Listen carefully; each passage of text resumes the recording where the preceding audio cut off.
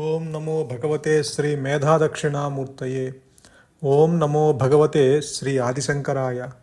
ఓం నమో భగవతే శ్రీ రమణాయ. శ్రీ గురుభ్యో నమ. ముఖ్యంగా ఈ మానవ జన్మ చాలా ఉత్కృష్టమైనది. కారణం, సత్యస్థితిలో ఆత్మగా నిలిచి ఉండే అవకాశం 100కి 100 పాళ్ళు ఉన్నది అని గురువుగారు చెప్తూ ఉంటారు. ఈ అవకాశం తిరిగి రాదు. మళ్ళీ పుట్టవచ్చును అనుకోవడం పెద్ద తప్పు. అసలు నేను పుట్టలేదని తెలుసుకోమంటుంటే మళ్ళీ పుడతాను అనే తలంపుకి స్వస్తి చెప్పటం ఎంతైనా అవసరం అంటారు మన గురువుగారు. కాకపోతే ఈ వ్యక్తిత్వము, ఈ పరిమితత్వము అది తల ఎత్తినప్పుడు కొన్ని విశేషాలు, అనర్థాలు జరుగుతున్నట్లుగా అనిపిస్తుంది. ఈ మాయలో, ఈ స్వప్నంలో ఒక్క విచారముతో, ఒక్క మౌనముతో, ఒక్క అంతర్ముఖముతో, ఒక్క చింతావిహీనంతో ఈ మాయా నేనును అంతం కావించవచ్చు. కారణం, ఈ అహంకారానికి ఊపిరి ఆలోచనలు తప్ప వేరు విషయము లేదు. ఏదో ఒక దేహాన్ని ఆశ్రయిస్తే తప్ప ఆలోచనలు రావు, వాసనలు తల ఎత్తవు. ఈ మనస్సు అంటేనే ఆలోచనల యొక్క సమూహము. ఈ ఆలోచనలకి విషయాలను వేరు చేసి తనకు తానుగా మూలంలో నిలిచి ఉండే సామర్థ్యము దీనికి ఉండదు. ఎందుకంటే మనస్సు అనేది విడిగా లేదు. అసలు ఆలోచనల యొక్క సమూహము మనము మనస్సు అని చెప్పుకుంటున్న ఆలోచనలు వస్తేనే దాన్ని మనస్సు అంటున్నాం. ఆలోచనలు లేకపోతే అది తనకు తానుగానే ఉంటుంది అని మనకి చెప్తూ ఉంటారు గురువుగారు.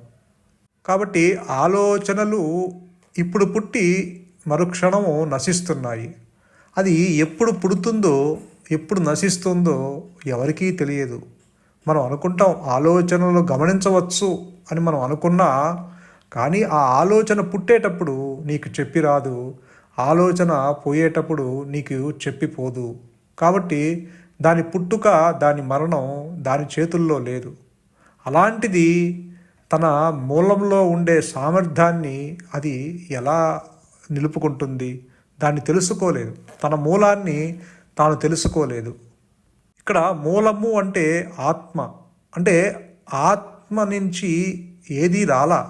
ఆత్మ నుంచి జీవుడు, జగత్తు, ఈశ్వరుడు ఖండించబడి అది ఒక పరిపూర్ణమైన జ్ఞానము ఖండించబడి ఒక ఖండ జ్ఞానంగా రాలేదు, రూపాంతరం చెందలేదు. త్రాడు నుంచి పాము రాలా.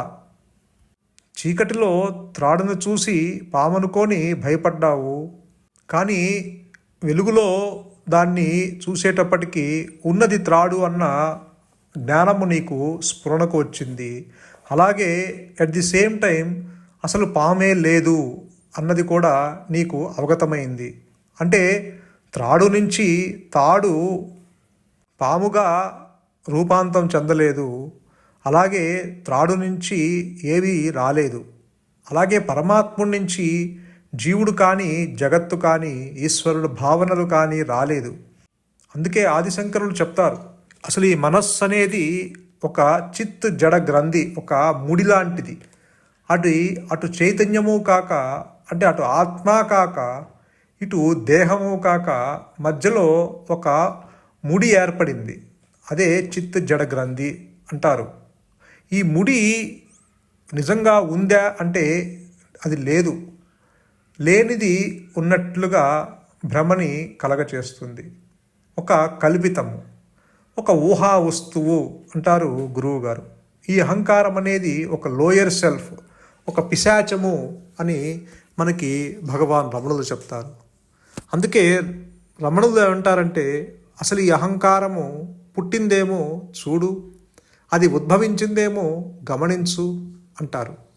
ఎందుకంటే నిజానికి 2 నేనులు లేవు, ఉన్నది ఒకటే నేను. అదే అహంస్ఫురణ, అదే ఆత్మ, అదే స్వయం ప్రకాశమైన జ్ఞానము.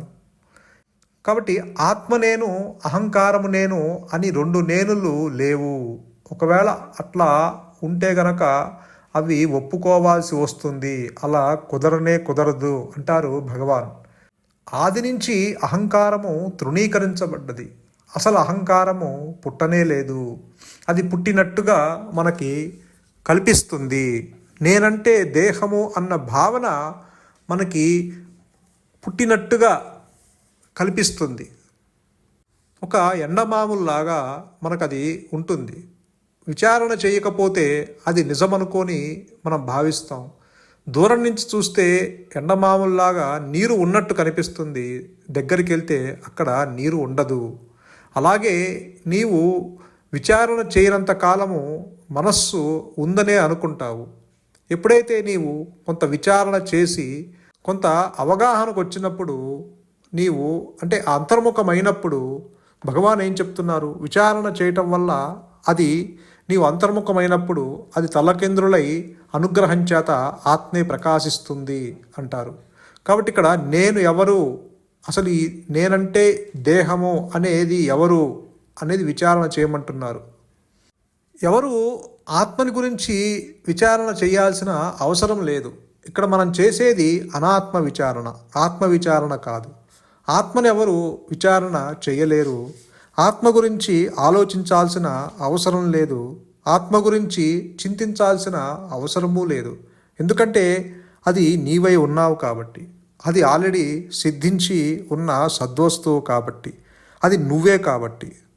నువ్వు అనంతమైన శుద్ధ రూపానివి, నీవు ఆత్మవి అని తెలుసుకోముందు అంటారు భగవాన్. నీకు ఆత్మ గురించి తెలియకపోవటం అంటూ ఏమీ లేదు. నీ అజ్ఞానం కేవలము కల్పితమైన అజ్ఞానం.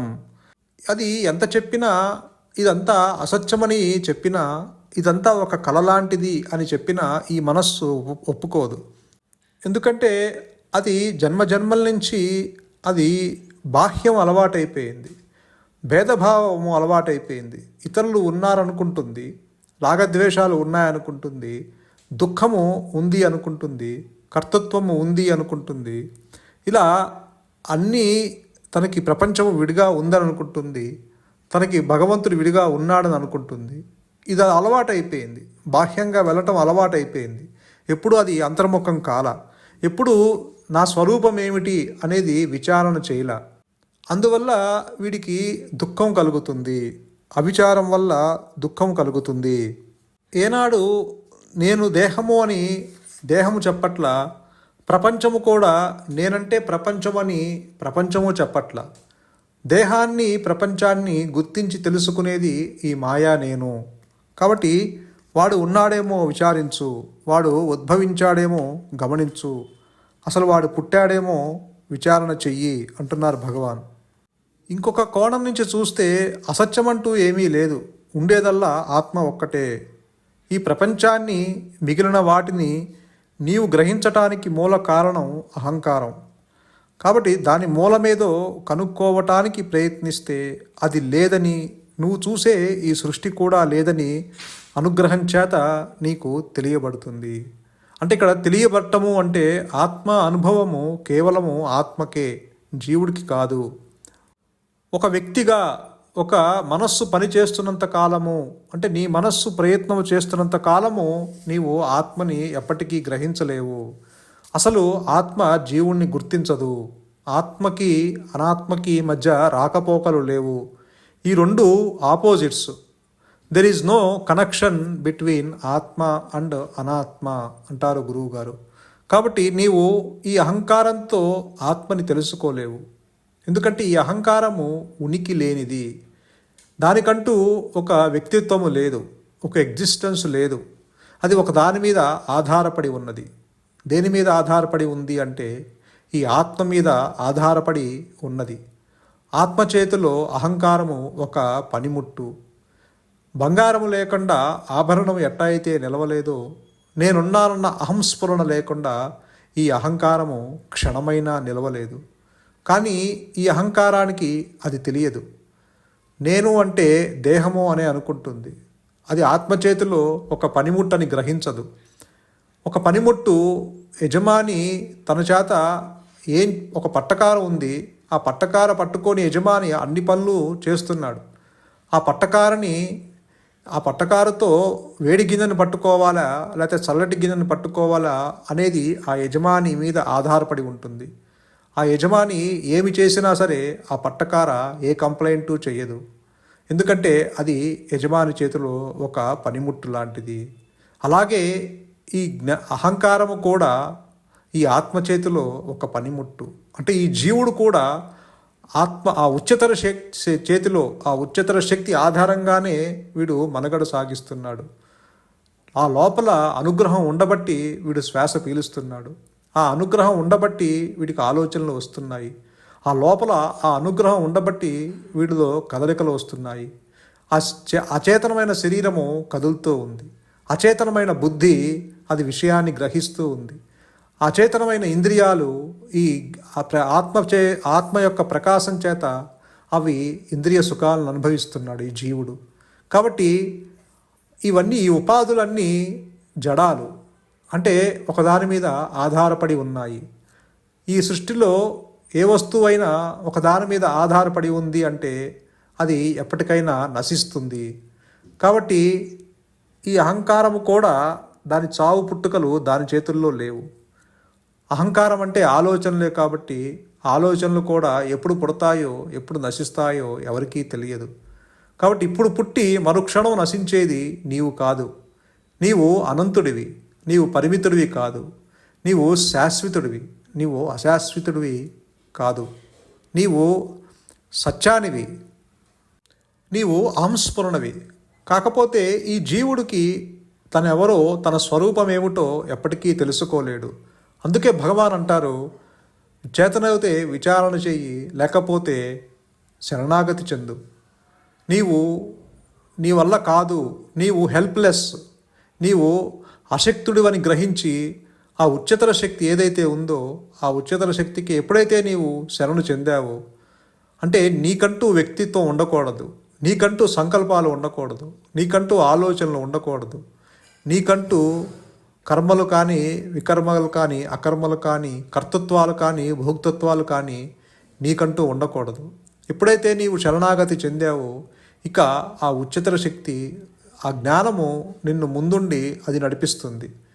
ఎప్పుడైతే నీవు ఆ హయ్యర్ హ్యాండ్స్లోకి వెళ్ళావో, ఆ హయ్యర్ పవర్ యొక్క హ్యాండ్స్లోకి వెళ్ళావో, అప్పుడు నీ జీవితము క్షేమదాయకంగా ఉంటుంది, లాభదాయకంగా ఉంటుంది. ఎప్పుడైతే నీవు నేను చేస్తున్నాను అన్న భావన, ఆ కర్తృత్వము కలిగి ఉంటావో అప్పుడు నీకు సుఖమైన దుఃఖమైన ఈ మనస్సే అనుభవిస్తుంది. ఎందుకంటే ప్రతివాడు నేను చేస్తున్నాననే భావనే కలిగి ఉంటాడు. ఈ పని చేయకపోతే ఎవరు చేస్తారు అన్న భావన కలిగి ఉంటాడు. నేను పోషించకపోతే ఎవరు పోషిస్తారు ఈ సంసారాన్ని అనుకుంటాడు. ప్రతిదీ నేను నేను అంటూ అంత భారాన్ని తన మీద వేసుకొని మోస్తూ ఉంటాడు. ఇదంతా భావనలకే పరిమితం అవుతుంది ఈ జీవుడి యొక్క వ్యక్తిత్వం అంతా. అందువల్ల ఆ యొక్క కర్తృత్వం మీద వేసుకుంటాడు. కాబట్టి ప్రతికూలమైతే అది దుఃఖిస్తున్నాడు, అనుకూలమైన ఫలితాలు వస్తే ఆనందిస్తున్నాడు. కాబట్టి ఈ సుఖదుఖాలు వెంటనే వీడు అనుభవిస్తూ ఉన్నాడు. ఇదే సత్యం అనుకుంటూ ఉన్నాడు. ఎందుకంటే వాడికి ఆ కర్తృత్వము ఉన్నంత కాలము వాడికి దుఃఖము తప్పదు. అందుకని భగవాన్ ఏమంటున్నారంటే, నీవు అశక్తుడివి, నీ వల్ల కాదు. నువ్వు ఒక వ్యక్తిత్వంతో కానీ, ఒక మనస్సుతో కానీ, నీ బుద్ధితో కానీ, నీ యొక్క ఇంద్రియాలతో కానీ, నీ యొక్క శరీరంతో కానీ, నీ యొక్క పంచభూతాలతో కానీ, ఈ పంచేంద్రియాలతో కానీ నీవు ఆత్మని గ్రహించలేవు. నీ ఎఫర్ట్ ఎంతవరకు అంటే ఆలోచనలు లేని స్థితిని అలవాటు చేసుకుంటాం వరకే. అది కూడా ఆ ఉच्चతర శక్తి అనుగ్రహం చేతనే జరుగుతుంది. నీలో కొంత విచారణ జిజ్ఞాస కలగటానికి కూడా ఆ అనుగ్రహమే కారణమే. The self that does everything అన్నారు భగవాన్. ఎందుకంటే ఆత్మే అది నీలో మార్పు తీసుకొచ్చి నిన్ను మట్టుపెట్టి అది ఎప్పుడు ఎక్కడ ప్రకాశించాలి అనేది అది నిర్ణయిస్తుంది. కాబట్టి నీవు ఇతరుల జోలికి వెళ్ళొద్దు. ప్రాపంచిక విషయ వాసనలందు దోషదర్శనం చేసుకుంటూ నీవు ఇతరుల జోలికి వెళ్ళకుండా రాగము వద్దు, ద్వేషము వద్దన్నారు భగవాన్.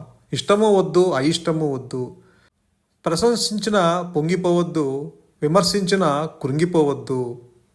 లాభం వచ్చినా ఆనందపడవద్దు, లేకపోతే నష్టం వచ్చినా దుఃఖించద్దు. ఇవన్నీ ఆలోచనలకే పరిమితము. ఎందుకంటే నేను పుట్టాను అనేది ఒక ఆలోచన, నేను మరణిస్తున్నాను అనేది ఒక ఆలోచన, నేనంటే దేహము అన్న భావన అది కూడా ఒక ఆలోచన, నా మనస్సు దుఃఖిస్తుంది అనేది ఒక ఆలోచన, నా మనస్సు సుఖిస్తుంది అనేది ఒక ఆలోచన. కాబట్టి ఆలోచనలతోనే ఈ మనస్సు సతమతమవుతూ ఉన్నది.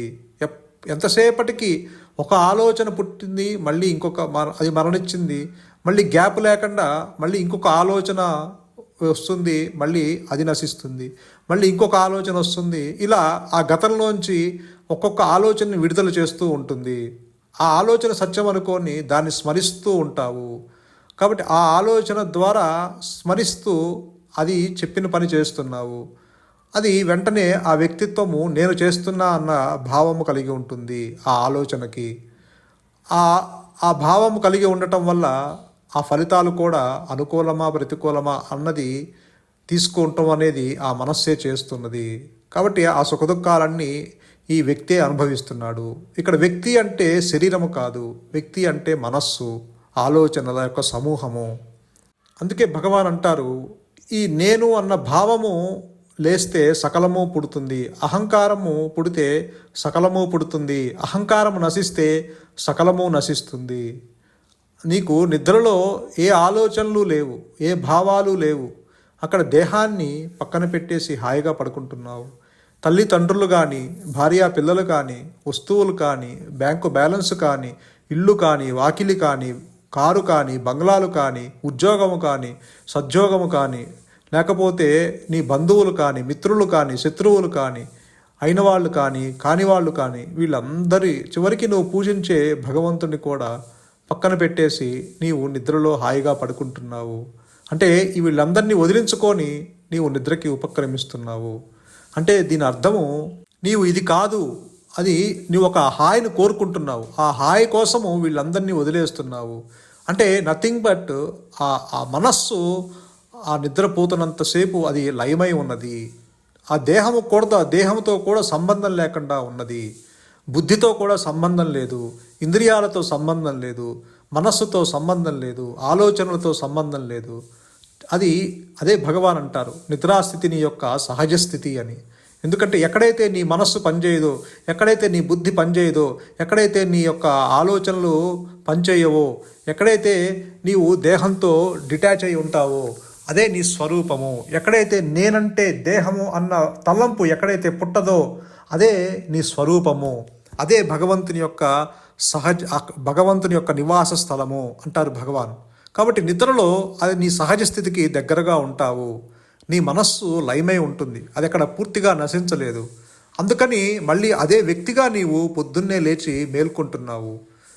రమేష్గా పడుకొని సురేష్గా లేవట్లా, మళ్ళీ రమేష్గానే లేస్తున్నావు. అదే వ్యక్తిత్వము మళ్ళీ అదే అహంకారము లేస్తుంది. అది మళ్ళీ లేచి నేనంటే దేహము అంటుంది, నాకు ప్రపంచము విడిగా ఉన్నారంటుంది, ఇతరులు ఉన్నారంటుంది. ఇలా అన్నిటితోనూ తాదాప్యం చెందుతుంది. ఎందుకంటే అక్కడ ఆలోచనలు మళ్ళీ జనించాయి. నిద్రలో ఎటువంటి ఆలోచనలు లేవు కాబట్టి అక్కడ పూర్తిగా నీవు సహజ స్థితిలో ఉన్నావు. అక్కడ నీకు ఆనందం ఉన్నా కూడా నీవు ఎరుకతో దాన్ని గుర్తించలేని పరిస్థితుల్లో పొజిషన్లో ఉన్నావు. ఎందుకంటే అక్కడ మనస్సు పూర్తిగా నష్టం అవ్వలేదు, అక్కడ కేవలము లయమై ఉంది. ఆ నిద్రా స్థితిలో, ఆ గాఢ నిద్రలో ఆ మనస్సు లయమైపోవటం వల్ల అక్కడ ఎరుకతో కూడి ఉన్న జ్ఞానము, నీ స్వరూపము ఉన్నా సరే నీవు దాన్ని గుర్తించలేని స్థితిలో ఉన్నావు. అందుకే భగవాన్ అంటారు, నువ్వు జాగృతావస్థలోనే ఇది జరగాలి. అంటే నువ్వు జాగృతావస్థలోకి రావాలి, నీ అహంకారము పుట్టాలి, నీవు ఆలోచనలతో సతమతం అవ్వాలి, నువ్వు అంతర్ముఖమయ్యి అంటే విచారణ చేసి అంతర్ముఖమైతే అప్పుడు అనుగ్రహం చేత అది తనకు తానుగా ప్రకటిస్తుంది నీ స్వరూపంగా. ఇదంతా జాగృతావస్థలోనే జరగాలి అంటారు. ఎందుకంటే ప్రతి ఒక్కరికి నిద్రపోతున్నారు. నిద్ర నీ సహజ స్థితి అయినా అక్కడ ఆత్మ ఉన్నా సరే అక్కడ ప్రకటితం అవ్వదు.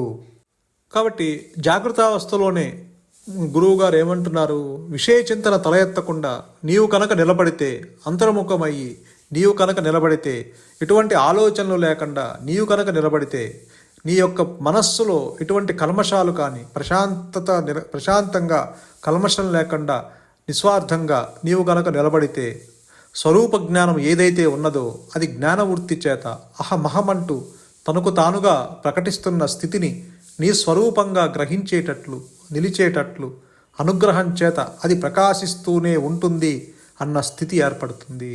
అప్పుడు రెండు నేనులు ఉండవు, ఉన్నది ఒకటే నేను, అదే అహం స్ఫురణ. ఇప్పుడు కూడా ఉన్నది ఒకటే నేను. ఈ రెండో నేను అనేది, ఈ మాయా నేను అనేది కల్పితము. అది కల్పితము అని నీకు ఎప్పుడు తెలుస్తుందంటే అనుగ్రహం చేత ఆత్మ తనకు తానుగా నీ స్వరూపంగా ప్రకటించినప్పుడు అప్పుడు బయటకు వచ్చి చెప్తావు. ఆ దగ్ధబీజ మనస్సుతో, ఆ మృత మనస్సుతో చెప్తావు, ఉన్నది ఒకటే నేను, అదే అహం స్ఫురణ, అదే స్వయం ప్రకాశమైన జ్ఞానము, అదే ఆత్మ, అదే నేను అంటావు. కాబట్టి బయటకు వచ్చి ఎవరికి చెప్తావు? ఈ దగ్ధబీజ మనస్సుతో ఉన్నది నేను అని అడిగిన వాళ్ళకి చెప్తావే తప్ప ఈ ఆత్మస్థితిలో చెప్పేవాడు కానీ వినేవాడు కానీ అక్కడ రెండవది లేదు. ఆత్మ ఏకం అద్వయం అంటే రెండవది లేనిది ఏకైక సద్వస్తువు. అది ఆల్రెడీ సిద్ధించి ఉన్నది. ఇప్పుడు కూడా నీవు ఆత్మవే, కాకపోతే నీ ఆలోచనలు బహిర్ముఖమవుతున్నాయి, నీవు బయటకి చూస్తున్నావు. ఎప్పుడైతే నీవు ఇంటికి పరిమితమైతే బయట ఏం జరుగుతుందో నీకు తెలియదు. మరి బయటే ఉంటే ఇంట్లో ఏం జరుగుతుందో నీకు తెలియదు. కాబట్టి ఇక్కడ ఇంట్లో ఉంటాము అంటే నీ ఇంట్లో అంటే నీ హృదయంలో కనుక నీవు అంతర్ముఖమయ్యి నీ హృదయంలో కనుక ఆ యొక్క నిశ్చల స్థితిగా నీవు గనక నిలబడితే, ఇప్పుడు సూర్యప్రకాశం ముందు నీవు ఒక అద్దము పెట్టినప్పుడు ఆ అద్దము ఏ ప్రయత్నము చేయదు సూర్యుడిని ఆకర్షించటానికి.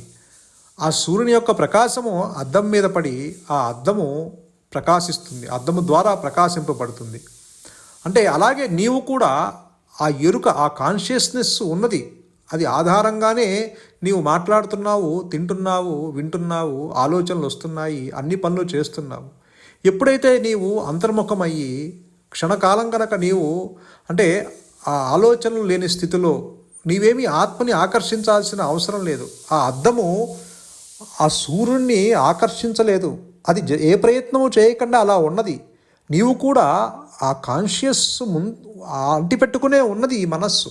ఎప్పుడైతే నీవు ఏ ప్రయత్నము చేయకుండా నీవు కూడా అద్దంలాగా మా మనస్సు కూడా అలా ఉండగలిగితే ఖచ్చితంగా the self that does everything, ఆత్మ అనుగ్రహంతో అది ఈ మనస్సుని ప్రకాశింపచేసి అంటే తన స్వరూపాన్ని నీ స్వరూపంగా ప్రకటింపచేసి తనకి నీకు ఏ భేదము లేని అభేద స్థితి కల్పిస్తుంది. అప్పుడు ఈ మనస్సు ఇక అక్కడ ఉండదు, అది మృత మనస్సు అయి కూర్చుంటుంది. అంటే అక్కడ అందుకే జ్ఞాని మనస్సు పగటి చంద్రుడి వల్లే ఉంటుంది. పగటిపూట చంద్రుడు ఉన్నా దానివల్ల ఏ ప్రకాశము, ఆ ప్రకాశం మనకేమీ దానివల్ల ఉపయోగం లేదు. కాబట్టి ఆ మనస్సు ఉన్నా కూడా అదేమీ బాధించదు. శంకరులు చెప్తారు, ఆ మనస్సు దగ్ధబీజ మనస్సులాగా ఉంటుంది, అంటే తగలబడిన త్రాడులాగా ఉంటుంది. ఆ త్రాడుతో నువ్వు దేన్ని బంధించలేవు, ఎందుకంటే అది తగలబడిపోయి ఉంటుంది. కాబట్టి ఆ త్రాడుతో నువ్వు దేన్ని బంధించలేవు. అలాగే ఆ మృత మనస్సుతో నీ ఆలోచనలు కానీ, ప్రపంచం కానీ, జీవుడు కానీ, జగత్తు కానీ, ఈశ్వరులు కానీ నిన్ను బంధించవు. కాబట్టి ఇక్కడ నేను సాక్షాత్కారం చెందలేదు అనే భావం కూడా ప్రతిబంధకమే. ఎందుకంటే ఉన్నదల్లా ఆత్మ ఒక్కటే. ఆత్మజ్ఞానం అంటే ఆత్మగా ఉండటమే, ఆత్మగా ఉనికే అంటే నీ ఉనికే. సంతోషం. మౌనమే శరణ్యం, మౌనమే నీ సహజత్వం. ధన్యోస్మి.